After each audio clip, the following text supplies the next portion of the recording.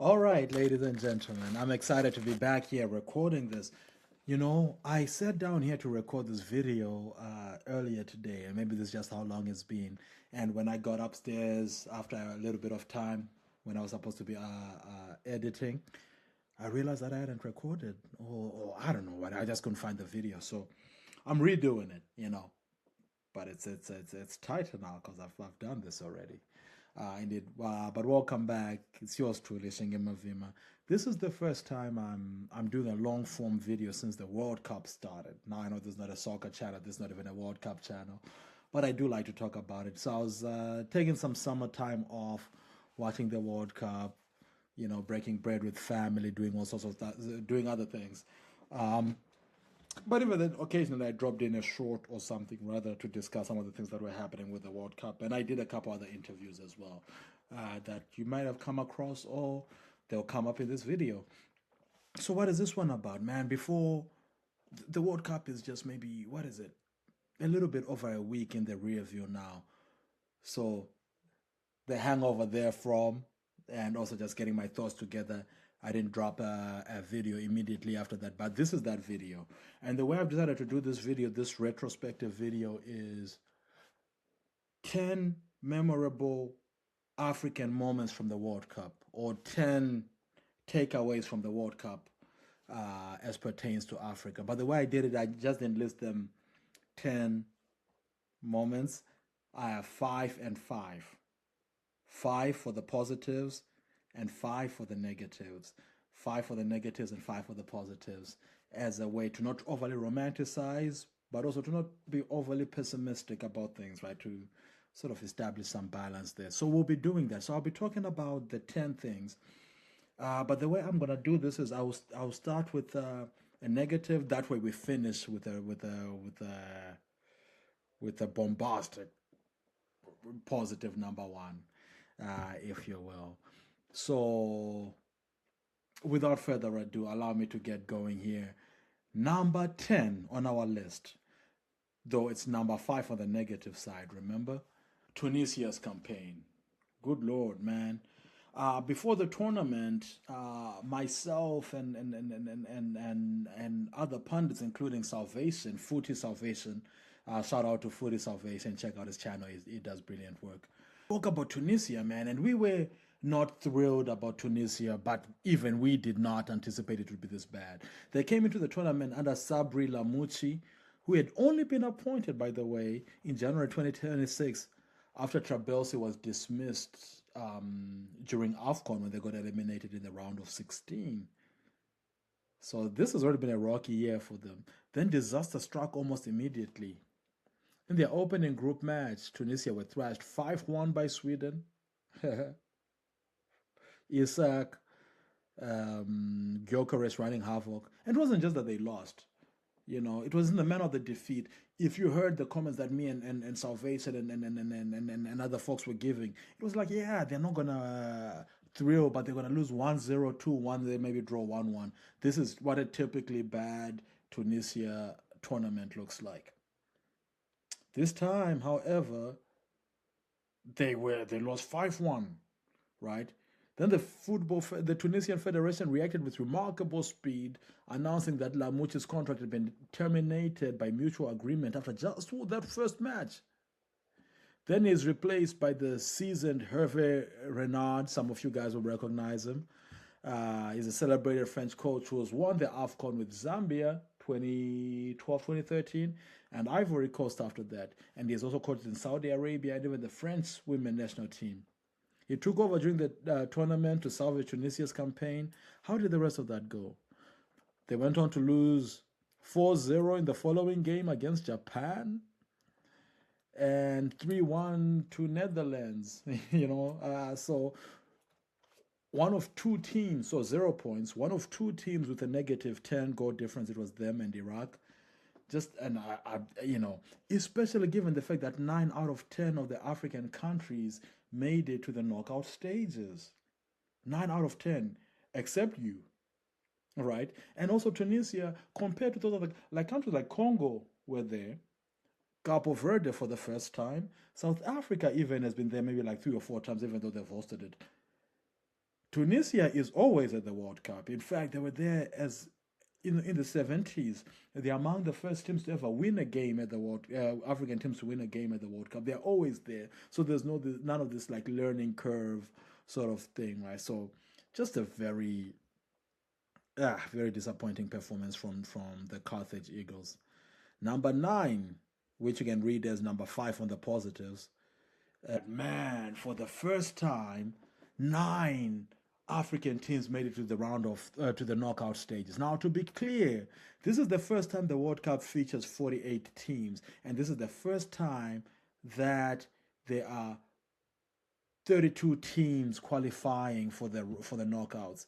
In the past, the World Cup would have 32 teams, and 16 would be the knockouts. So, you know, but to say 9 out of 32, 9 out of 10 African countries made it to the round of 32 is already far more than the 5 or 6 countries that Africa used to get in a 32 team World Cup. So that is so significant. The only team that didn't make it is, of course, Tunisia. So Africa has never demonstrated this kind of collective strength at a World Cup. That, say their names, man. Senegal, Cote d'Ivoire, Ghana, Cabo Verde, South Africa, Morocco, Egypt. Did I say Congo already? DR Congo, right? All these countries that, man, y'all don't get me started, man. Such a beautiful moment. We'll talk about the complications of that because that wasn't just a pure victory unto its own, but it was nice to see.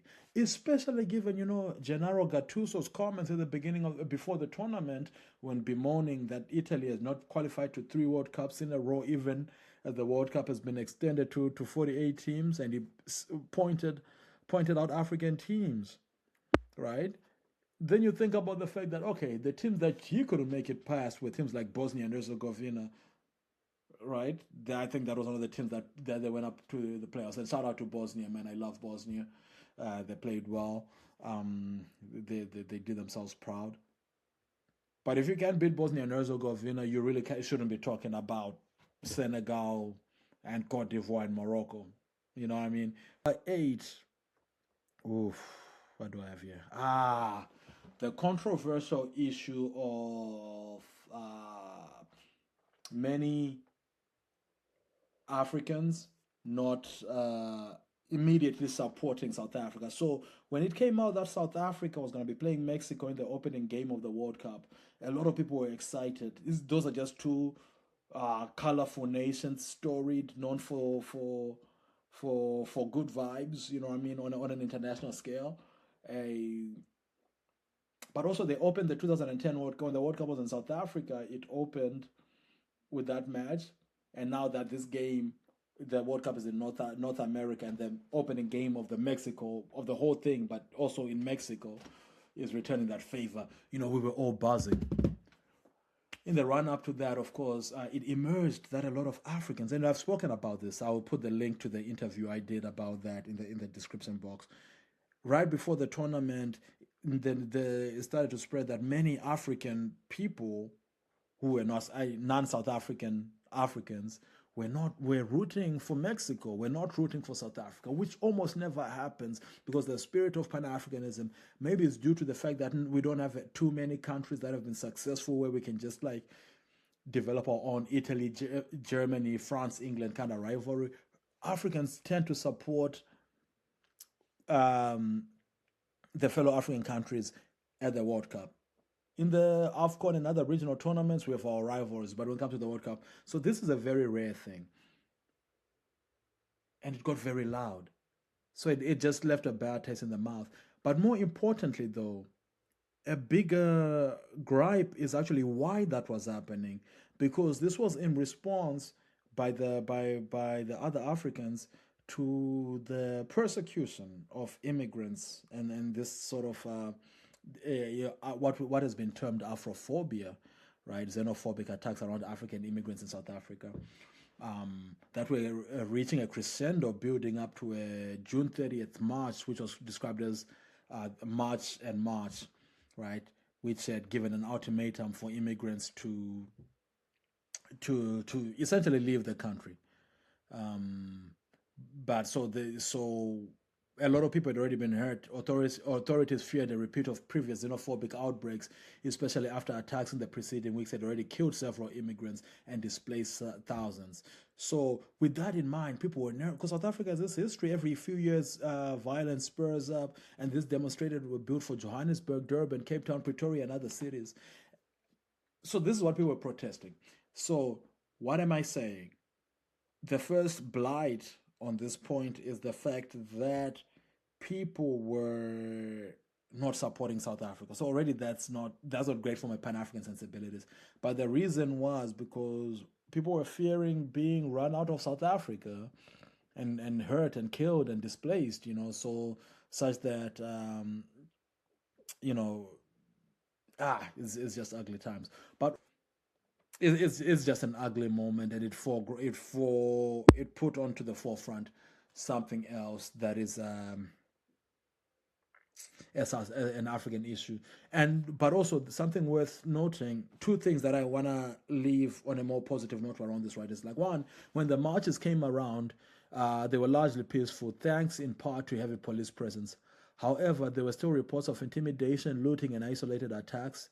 Most importantly, the fear generated before June 30th had had already had enormous consequences. Thousands of migrants, many from Zim, Malawi, Mozambique, Congo, Ethiopia, and elsewhere, had already fled by the tens of thousands. Um, right. So by late July, tens of thousands of immigrants have either fled or repatriated or been deported. Ghanaian nationals petitioned the International Criminal Court over the violence, and the issue has become a political flashpoint ahead of South Africa's local elections. And we got to see it play out at the World Cup, and I wish we had it. That's number 8. Number 7, back to the good vibes. I'm going to tie it closely to the previous point about the 9 out of 10 teams making it. Is also we're seeing an expansion of Africa's map, soccer map. For a long time, right? Here are the teams, and I'm doing this off the top of my head. So if I miss something, please don't be too harsh. I know Cameroon was the first African team to qualify for the knockouts in 1990. 98 we had Nigeria. 2002 we had Senegal.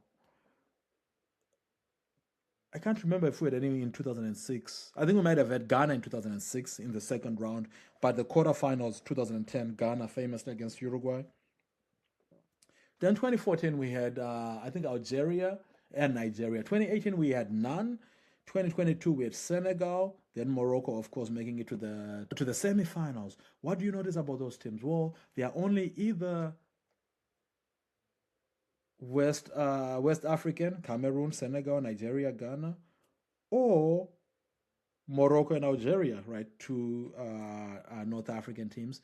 Well, this time, most of those countries were there again, right? With Ivory Coast coming in place of Nigeria, and we can say if we talk about Cabo Verde as being a West African country technically. But we also had Egypt from North, but we also had the Congo representing Central Africa, where South Africa, which is literally Southern Africa, and even Cabo Verde, even though it is technically West Africa, because it is an island of the coast with only 600,000 people, and it was uninhabited by the as recently as the 16th century. It represents a slightly different history to just West Africans being good at football. You know what I mean? So the expanding map of where you can find good ball in Africa is pretty pleasing. Hopefully, we start to see maybe Kenya sneak in next time, maybe the Central African Republic, and maybe, dare I say, the CI. Nah, yeah, no. But number six, or third negative point, number 6, ah, man, better must still come. And one of the more uncomfortable stories about this World Cup is not even about ball, it's about who gets to belong. The first signs came before the tournament even kicked off, the Gattuso comments. Then after that, as we're getting into the tournament, and there's already been whispers around immigration issues and travel issues with the U.S., Somali referee Omar Abdul Kadir Artan was selected by FIFA to become the first Somali official in World Cup history. But when he landed in the U.S., immigration authorities denied him entry over unspecified security concerns. forcing FIFA to replace him before he'd even officiated a single match. Then the games began.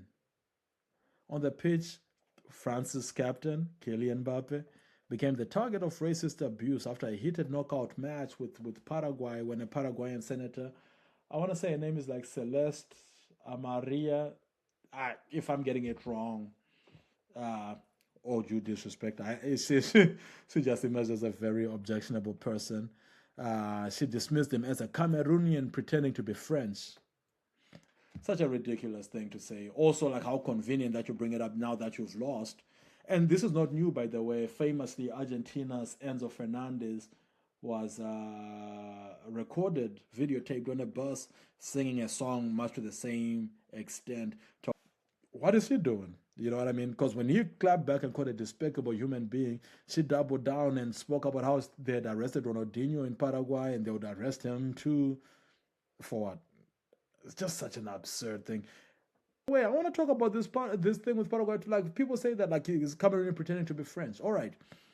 Do you think if Declan Rice had been the one to score the goal for England against them, they would say like he's an Irish man pretending to be British?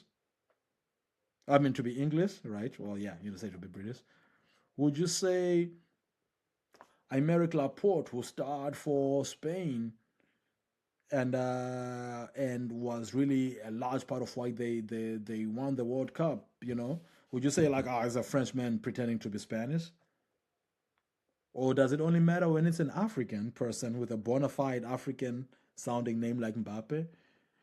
Not just that, because if he was playing for Morocco, say Issa Diop, who plays for Morocco, if he had been the one to score, would you say like, oh, he's a Senegalese or a West African guy pretending to be Moroccan? No, it only matters, right, when this bona fide African name is now playing on one of the traditional metropoles like France, like Germany, like England, okay? And then there's a lot of nuances to this conversation, what it all means in an era of post-coloniality, neo-colonialism, and so forth. But just to see that vitriol be directed at individuals who just happen to exist in this geopolitical system that was in place way before them, it just sucks to see. You know what I mean? The tournament showcased more African talent than ever before. Players, coaches, you know, even some officials and members of the diaspora. Yet time and again, questions of legitimacy seems to follow them. Yeah, that was number 6. Number 5, back to the positives. Morocco wasn't a fluke, right? Morocco 2022 wasn't a fluke.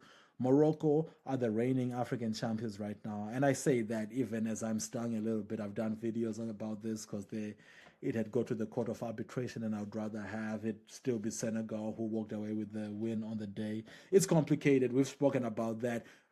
But still, Morocco, even if that had happened, Morocco would still be the highest ranked African team right now. You know what I mean? Morocco is the real deal. They made the semifinals last time. They've made the quarterfinals again this time. The only African team to make it to the quarterfinals. They are one of the teams. They are one of the world's biggest teams. They are a bona fide top 10 team in the world, arguably a top 5 team. They are very, very good because they didn't just do that. They had a harder run to the quarterfinals than say Argentina did because they drew with Brazil. They beat Netherlands in the round of in the previous rounds, right? But Morocco is the truth, right? Morocco is the truth, and the lineup reads like the legends that they are. Whether it's Ashraf Hakimi, Saibari, Yusuf Bono in goal, who now has entered the conversation among of the greatest African goalkeepers of all time, alongside the likes of Thomas Nkono and them. Legends of the game, Onwahi, Amrabat. You name them, man. These are the greats. And Nesiri, shout out to Nesiri, absolutely. Brahim Diaz, all these guys. Morocco is not a fluke. 4. And this sucks, but we have to do it. I made a short about this that came up during the tournament, but Jayden Adams, the South African midfielder, 25-year-old Jayden Adams, who played club football for Mamelodi Sundowns, which is one of the biggest teams on the continent, died on July 11th, right? Yeah, a week before the tournament ended, 2 weeks after helping South Africa reach the knockout stages of a World Cup for the first time. Police said his body was discovered at a property in the Cape Town neighborhood of Kloof on Saturday, July 11th, but gave no more details. His father, Juanito Adams, says, as you all know, it was an untimely death. The family is struggling to process it. It won't be easy to carry on. People say it will become easier, but it won't. You just learn to live with it. Very sad. And the story, South African Sports Minister Gayton McKenzie acknowledged Adams' strength in playing in his team's group game against Czech Republic hours after learning that his grandmother had died. What a guy. And 2 weeks later, himself, he was dead. There were moments of silence and tribute for Adams at the England versus Norway and Argentina versus Switzerland World Cup quarterfinal games the day that he passed away. So, indeed, R.I.P. to Jayden Adams. Number 3, swinging back to the positives. Next up, a long time Africa's starting to assert itself here has been on the shoulders of a generation of African greats who have been doing the things. The Sadio Mane, Edward Mende, Kalidou Koulibaly generation in Senegal. And even though Hakimi is not too old, he's one of the most senior Moroccan players. Hakimi, Bono, Amrabat, Nicolas Pepe. More recently, the likes of Wilfred Zaha have retired from Ivory Coast. But the likes of Nicolas, we have people that like Riyad Mahrez and Mo Salah, who are now moving away from the top leagues. But in their stead, we are seeing the rise of so many promising young players here. The likes of Yan Diomande for the Ivory Coast, who's been all the rage, right? Begazeli Mbokazi, definitely one of on the list of kids who are next up. I think his nickname is like TLB or something like that. He did get a good run from our boy Maswani out of Zimbabwe, but this is not about him. That's but we got Mbokazi. We got Bilal El Kanous in Morocco. Saibari is 25. And the TLB, Elhaji Malik Diouf, Senegal. El Kanous, Morocco. Diomande, Ivory Coast. Saibari, Morocco. Ibrahim Adel, Egypt. Indeed. Before we get to the top 2, right? The most negative thing and the biggest positive. Some honorable mentions. I think the issue around Thomas Partey's visa status, he's got some SA accusations in Europe, but he wasn't able to get in Canada because of the bar that but he was able to play in the US. Meanwhile, and I'm not. This is not a verdict on his crimes or the allegations thereof. I'm just saying that for a tournament where you can play in some games and not others, it just becomes the frame through which this has nothing to do with Africa per se, but it has something to do with the lens through which this multi-team tournament, seeing as this is going to be, because Morocco is hosting the next World Cup, right, alongside with Spain and Portugal. We're going to be seeing more and more of these multi-team tournaments. So that's something, because also, away from that, the guy Lumumba Via, right, the Congolese who does the Patrice Lumumba tribute, he couldn't make it to the games in the US, but he made it to the one game in Mexico. He made it to the one in Mexico. And in the US, it had to be, sort of in a beautiful moment of continuity and solidarity. A younger guy emerged and held on as played that Lumumba role for them in their game against England. So that was nice to see. What other honorable mentions may they be? Well, you let me know in the comments below what some of your favorite moments of the World Cup were. Now, the top 2, right, or the bottom 1 and the top 1.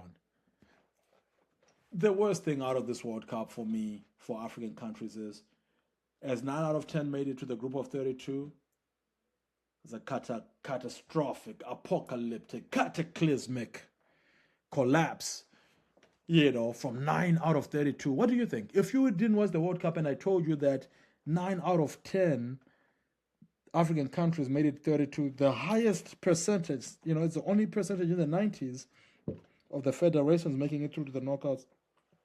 Then I said, given that trajectory, how many of them do you anticipate will qualify to the round of 16? You say six, five, six, maybe seven even, since they just lost one. Okay. But when I tell you that only two made it, well, what the hell, man? What the literal hell? Just Morocco and Egypt made it to the round of 16. And from the round of 16, only one, Morocco, made it to the round of 8. Oh, and you think that's bad until you see the ways in which these teams collapsed. You already know this, but let's revisit it. Let's start with South Africa versus Canada, which was the first round of 32 game that we saw. Okay, tell me how this sounds to you. All right. 0-0 until the 92nd minute when Stephen Eustachio of Canada scored to win 1-0. 92nd minute. Okay, South Africa, but they were not the most fancy team. They had one of the worst games in the opening match against Mexico. So maybe, okay. And Morocco won theirs against Argentina, against Netherlands in the round of 32. Cool. Cote d'Ivoire, another team that Footy Salvation, my friend, had really liked. Amad Diallo, who's another young person to look out for. He scores in the 72nd minute. We are going. We are cruising now, right? But no, immediately after that, in the 86th minute, sorry. Antonio Nusa had scored earlier for Norway. So it was 1-1 until, but if this game ends at 85 minutes, if we're that African ref who ended games at 85th minute a few AFCONs ago, this would have been a draw. It would have been going into extra time. But no, the great Erling Haaland scores on the 86th minute. Now remember that 86th minute. This is the second goal we have, second elimination that happens after the 86th minute that we're seeing. That's two of the 7 eliminations happening after the 90th minute. After the 85th minute. Oh, wait, there's more. The Congo. Brian Chipenga of the Democratic Republic, Dr. Congo, scores first in the 7th minute. Harry Kane scores in the 75th minute. That's late. Then Harry scores the 86th winner. A winner in the 86th minute. 3 out of 7 games that they lost after the 85th minute, right? Okay, that's 3 out of 7. It's already starting to sound like it's happening way too often, right? But wait, we're not even done. This is the game that broke my heart. This is when I lost interest in the tournament by and large here. Senegal, right? Habib Diarra, Ismail Assar score. They're leading 24 minutes, 51 minutes. In the 86th minute, that damned 86th minute, Romelu Lukaku comes in off the bench, lumbering, scores 2-1. 89 minutes, Yuri Tillemans scores. Extra time, Yuri Tillemans gets a penalty on the 125th minute. These guys were playing for penalties, Senegal was, so they lost. So what is that now? 4 out of the 7 games that they lost after the 85th minute. Is that it? Wait. But there could be more. Ghana lost by 1 goal. But that one, that came early in the match. Algeria lost 2-0, but I think Algeria just made a superior team here. They lost to Switzerland. This is as far as they would go. But 4 out of the 7. Then, then Cabo Verde, of course. Cabo Verde, even though they were never down, but they lost, way into injury time. So we can say 5 out of 7. The only teams that were just properly bettered on the day, Algeria, and maybe really just Algeria. That's the one that we can say just lost, because Egypt actually won then, but when they go to the round of 16, they too lost, maybe in the most memorable way, when they lost when they were leading 2-0, and then in the 79th minute Christian Romero scores, 83-minute, the inevitable Messi scores. Then Enzo Fernandez scores the winner in the 92nd minute. We need to develop some intestinal, testicular fortitude to see this, to get past this line, man. People can talk about decisions did not go in the way of the African team. Sure, you can look at that Argentina Egypt game and really think about that goal, but they were leading 2-0 at 78 minutes. You should be able to see that game out. You should be able to see that game out. Senegal should be able to see that. At least Argentina were the defending champions and made it to the finals. Belgium is not a better team than Senegal right now. Are you kidding me? So anyway, we've got to do better. You only get one time where it's impressive that 9 out of 10 teams made it to the round of 32, and that's okay. Next time, if that happens again, we need 5-6 in the round of 16 and 3 or 2 in the quarterfinals. This thing of, and boy, now I switch to our number one. The number one, you all should have already seen this coming. Number one, beyond a doubt, Cabo Verde. Cabo Verde, this team that people didn't know before the tournament started. This place where we ask, who's from, people didn't even mention soccer players. You'd mention people like Amber Rose or Portuguese players like Nani, or say Cristiano Ronaldo is a bit of, is part Cape Verdean. People didn't know the players. You might say Bebe, who was almost like a meme character out of Manchester United, even though he redeemed himself and went on to have a pretty decent character and was part of Cape Verde's rise in the past decade or so. But if there was one team that captured the imagination of the footballing world, it wasn't Argentina. Come on. Might be Spain a little bit, but if Spain be good, it wasn't even Morocco. It was Cabo Verde. A nation of just over 500,000 people, right? Third smallest country to ever make it to the World Cup. The smallest one was at this World Cup as well, Curacao, 150,000. Then Iceland, 2 tournaments ago with like 300 or 400,000 people. This is the third one, 600,000. If you live in any version of a medium-sized city, there's more people in your city than in Cabo Verde. I mean, depending on where you're from. And they didn't just make up the numbers. They competed. They're the only team at the tournament to not lose within 90 minutes to either of the finalists, who, by the way, are the 2002 World Cup champions, Argentina and Spain, 0-0. And talking about Spain, they drew 0-0 with Spain, the only team that didn't concede to Spain, right, toward the tournament. 0-0 with Spain, and their goalkeeper, 40-year-old goalkeeper Vozinha, instantly became a legend with like 11 saves in that match. 12 saves in that match. Such a legend that he is, that has now been signed by a Chilean Premier League team. Such a legend that he became so beloved that he was able to leverage that goodwill to say, hey, if I can get my mom to come here, I would love that. So important is he that I think he had like 60,000 Instagram followers before that game.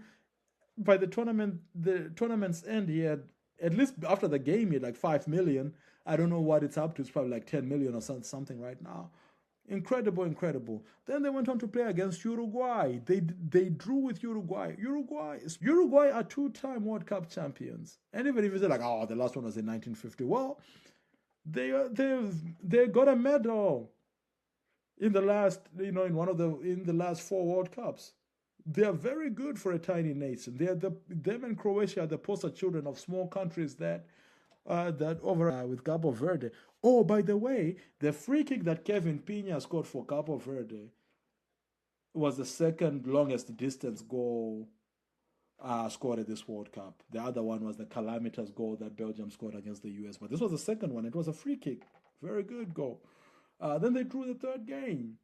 Then they took Messi and Argentina all the way to the end. And remember, this wasn't just like a team that went into the front flukishly and tried to hold on, haram ball style. They went 1-0 down. Then they equalized. And that 1-1 was enough to take the game into the extra time. Then Argentina scored again, and they equalized, with Sidney Lopez Cabral's goal being considered the best goal of the tournament. At least according to Fox Sports News, Fox Sports, I'm sure it's consensus the best. I'm sure it's a consensus top three goal of the tournament. I think it's just outright number one, but you know, we'll hear how that goes. Vozinha has also been appearing on some teams of the tournament list. Or everything is happening here. So Cabo Verde goes on to give the two World Cup finalists the toughest test they had. Even though they've only gone up a couple spaces in terms of rankings, we won't forget Cabo Verde. We'll remember Vozinha. We'll remember Kevin Pina. We'll remember their captain, Gary Rodriguez. We'll remember, the fact that one of their players lives in Ireland and was discovered on was found on LinkedIn. You know what I'm saying? We'll remember Sidney Lopez Cabral. We'll remember the great Cabo Verde, man, and we hope that they become. I don't think this will be a flash in the pan. In the past, we've had teams like Togo or Angola, African teams that have done okay. And there's been similar teams in other confederations as well that pop up, then they disappear for a while. But just based on the fact that Cabo Verde has been building up quite a bit with regular AFCON qualifications over the recent years, I think they'll be here to stay. I look forward to seeing them at the next World Cup. I look forward to just seeing them on the African scene. And you know what? For what it matters, I look forward to breaking bread and cup of